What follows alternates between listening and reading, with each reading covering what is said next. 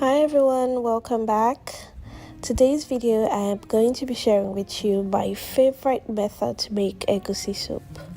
And if you like lumpy or chunky egusi, make sure you stay tuned because I am going to share tips on how to achieve that. I also have a bonus video at the end to show you how to make fuss-free pounded yams, so make sure you catch that. So to start, I'm going to go ahead and boil the meat. I'm using goat meat and beef for this recipe, and I'm going to season this with salt, onion, some Knorr seasoning cube and a little bit of water. I'll cover this and allow to steam for about 5 minutes. In a separate pot, I have shaki and pomo, and I'm going to season this the same way I seasoned the beef, and I'm going to cover this and allow to cook until soft. It should take about 45 minutes. I'll check on the beef, and after it has steamed a little, I'll go ahead and add a bit more water and allow this to cook until soft. This should take about 20 to 25 minutes, and while the meat was cooking, I went ahead and prepared all the other ingredients which I'll be showing you in a bit. I really like to prep all my ingredients a day before, especially when I'm filming because it can be a bit tedious. So here I have some smoked fish that I've added hot water to. Cover and let this steam for about 2 minutes, and next I'm going to debone and clean the fish.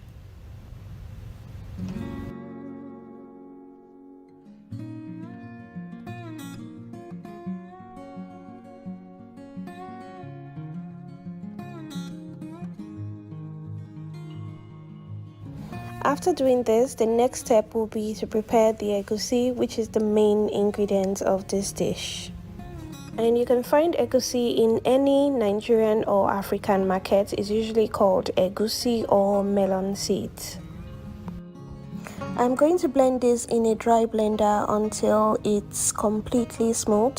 You can also blend egusi in a traditional blender by adding a little bit of water or meat stock.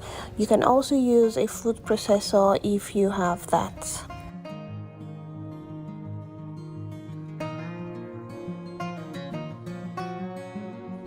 I'm going to blend this in batches as my dry blender is quite small.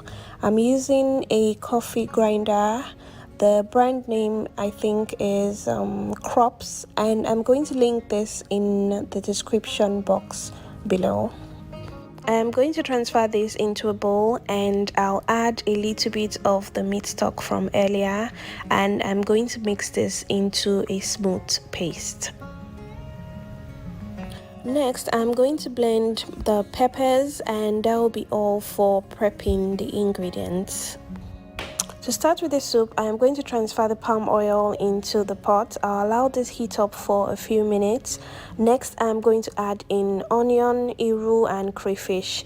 I'm going to fry this for a couple of minutes. And if you don't like seeing iru in any of your meals, you can go ahead and blend that with a little bit of water and add it after you add the peppers. I've added in the blended pepper now, and I'm just going to give this a good mix. Next, I'm going to season this with a little bit of salt and some beef seasoning cube.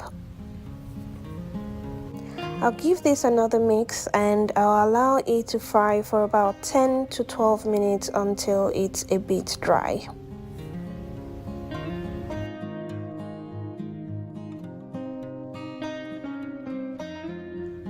After a few minutes, I'll add in the rest of the meat stock.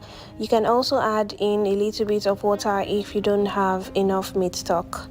I'll give this a very good mix.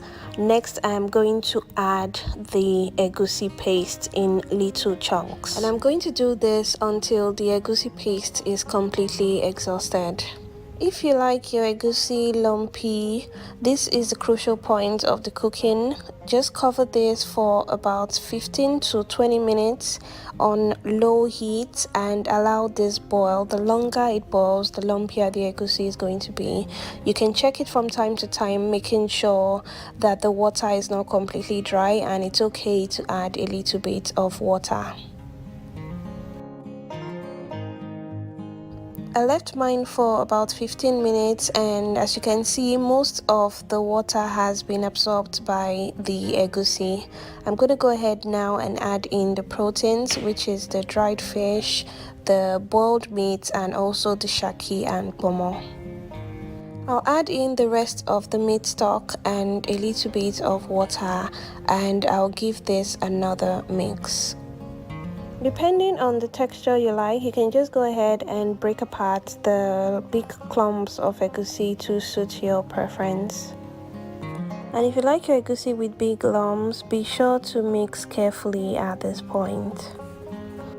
At this point, I like to taste and adjust the seasoning if needed. Luckily, I didn't need to add salt or any other thing. I just added a little bit of dried pepper to make it extra spicy. Giving this a quick mix, and next proceeding to add in the vegetables. And my favorite vegetable to use for egusi soup is uziza leaf. If you haven't tried uziza leaf in your egusi, you don't know what you're missing. I would suggest you give it a try. I'm 100% sure you're going to love it.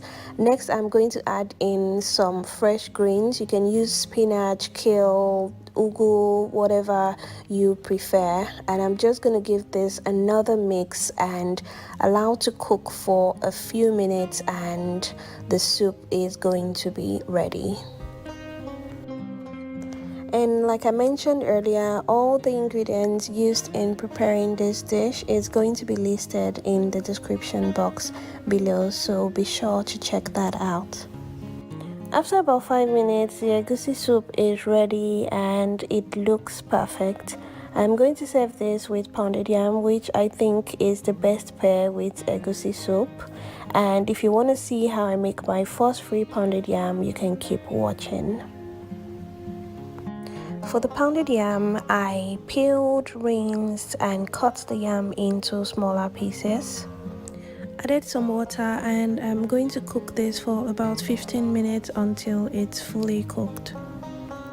And for anyone interested, my beautiful pots are from Caraway Home, and I have linked them below in the description box. I'm going to transfer the cooked yam now to my food processor. You can also do this in a yam pounder or a stand mixer using your paddle attachment. I'm going to process this for a couple of minutes, stopping at 30 minutes interval because the yam is hot, so you need to let the food processor rest so it doesn't blow a fuse. And I'll do this until the yam is completely smooth and we have our fuss-free pounded yam. I'll transfer this to a plastic wrap, and this is completely optional. This is just to give the pounded yam a nice finish. Just leave this for about 1 minute or until you're ready to eat. Now I'm going to serve the pounded yam with the already made soup. And there you have it, guys. This is how I make my fuss-free pounded yam and delicious egusi soup. If you enjoyed watching this video, please don't forget to give me a thumbs up. Leave me a comment if you have any question concerning this recipe, and I'll be more than happy to respond to them. Again, thanks so much for watching, and thanks to everyone who has subscribed to my channel, and I'll see you in my next video. Bye.